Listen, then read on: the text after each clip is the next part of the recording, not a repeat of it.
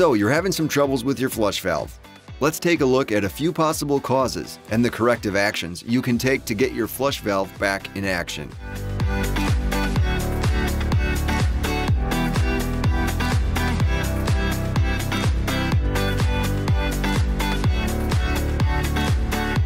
Problem 1. The valve will not operate at all. Press the manual override button. If you hear the gears turn, but no water is flowing, you have a water supply issue. If you hear nothing at all, then you'll need to replace your batteries. First, let's make sure that the main water supply to the wall is turned on. Next, make sure that the control stop valve is open. Remove the stop valve cover with your Allen wrench. Using a flat blade screwdriver, open the valve by turning the screw counterclockwise. Press the manual override button to flush the unit. If the unit does not flush, replace the batteries as follows. Remove the battery tray with your Allen wrench and replace the 4 C batteries as depicted, and then reinstall the battery tray. Test flush the unit again with the manual override button. If the unit flushes, next try flushing by triggering the sensor. If it does flush, you're all set. If it doesn't flush, let's try resetting the sensor activation distance. To adjust the sensor, remove the battery tray with your Allen wrench. Remove the Easy Flush sensor cover. Reinstall the battery tray to activate the unit. Remove the adjustment port cover and the sensor adjustment tool. Stand at the desired activation distance. Using the sensor adjustment tool, turn down the sensor all the way and then slowly back up until the yellow LED begins to flash.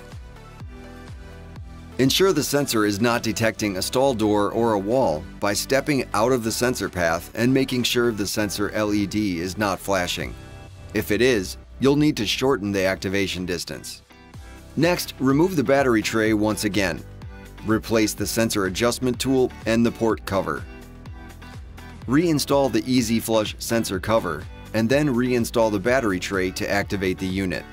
After the 10-minute startup sequence, the yellow LED will flash only 3 times when a user is in view after a 5-second delay. Problem 2. The flush valve shuts off too quickly.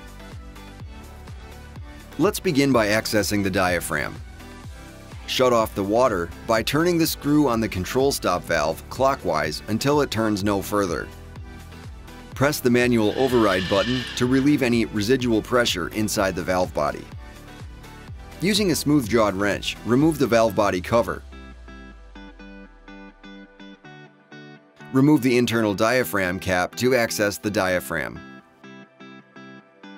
Make sure that you have the correct type of trip mechanism installed in your flush valve. For urinals, the trip mechanism should be black, and for water closets, it should be white, as seen here. If it is the incorrect trip mechanism, replace it with the correct one. Next, examine the diaphragm to check for damage or punctures. If it is damaged or punctured, you'll need to install a new diaphragm replacement kit. Examine the bypass orifice. If it's damaged, enlarged, or missing, you'll need to install a new diaphragm replacement kit. Install the new diaphragm, making sure that the orifice is oriented opposite the control stop. Reinstall the diaphragm cap and the valve body cover. Tighten with a smooth-jawed wrench. Open the control stop valve to turn the water back on. Reinstall the vandal-resistant stop valve cover. Problem 3. The valve is flushing too long or won't shut off.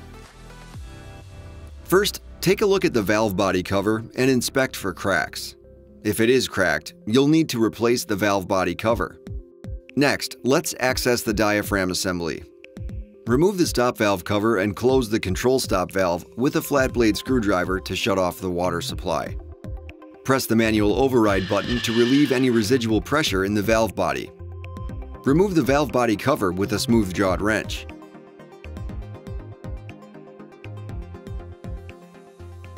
Remove the internal cap. Remove the diaphragm and inspect the trip mechanism and retainer disc. Clean any foreign material or debris that may be preventing the trip mechanism from seating properly within the retainer disc. Next, examine the bypass orifice and make sure that it's not plugged or partially plugged. Clean as necessary, being certain not to enlarge the orifice opening. Rinse all parts thoroughly.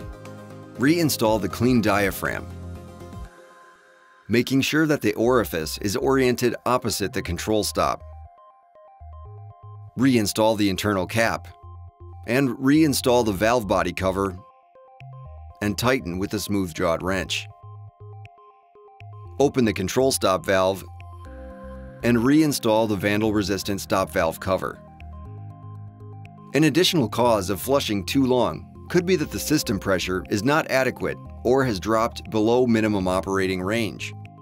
In this case, steps should be taken to increase the line pressure. Problem 4. The flush is not considered quiet. First, let's try and adjust the control stop for quiet operation. Remove the stop valve cover. Turn the water down by turning the screw clockwise with your flat blade screwdriver in small increments and testing. Keeping in mind the fixture evacuation requirements. If this doesn't take care of it, cover the bowl of the fixture and test flush the unit. If this corrects the problem, the fixture is the source of the noise, and you'll need to contact the fixture manufacturer. Additional causes that should be explored by the building engineer could include the absence of air chambers and shock arrestor, loose pipes, improper sized pipes, etc. Well, that about does it. Thanks for troubleshooting with me today. If none of the above fixes solved your problem, you can always reach out to ZER's expert team for guidance. And check out our huge library of other troubleshooting and installation videos on our YouTube channel.